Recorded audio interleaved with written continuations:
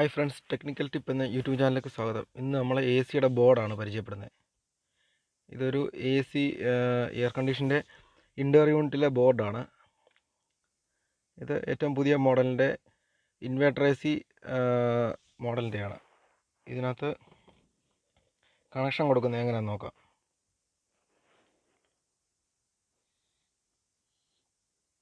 ഈ ബോർഡ് ഇതിനകത്ത് കൊടുക്കുന്നത് വെച്ച് കഴിഞ്ഞാൽ ആ 3 പിന്നെ നമ്മൾ ഫാൻ മോട്ടറിലേക്ക് കൊടുക്കുന്ന സപ്ലൈ, ഇൻഡോർ യൂണിറ്റിൻ്റെ ഫാൻ മോട്ടറിന് കൊടുക്കുന്ന സപ്ലൈ കൊടുക്കുന്ന ഭാഗമാണ്.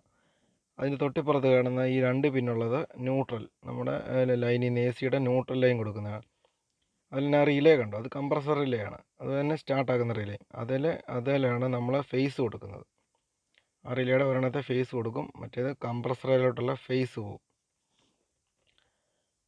അതുപോലെ തന്നെ അതിൻ്റെ തൊട്ടിപ്പുറത്ത് കാണുന്നൊരു പിന്ന് കാണാം. ആ പിന്നാണ് നമ്മുടെ ഇൻവെർട്ടർ എ സിയുടെ ഔട്ട്ഡോർ യൂണിറ്റിലോട്ടുള്ള കമ്മ്യൂണിക്കേഷൻ ലൈൻ.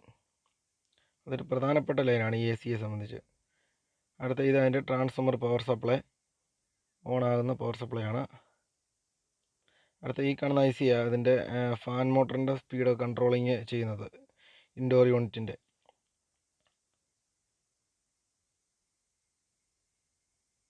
അടുത്തത് നമ്മൾ നോക്കുന്ന കണക്ടർ പിന്നുകളാണ്, സെൻസർ. അതുപോലെ തന്നെ ഈ കാണുന്ന പിന്നുകളാണ് നമ്മുടെ ഫാൻ മോട്ടറിൻ്റെ, ഇൻഡോർ യൂണിറ്റിൻ്റെ ഫാൻ മോട്ടറിൻ്റെ സെൻസർ കൊടുക്കുന്നത്.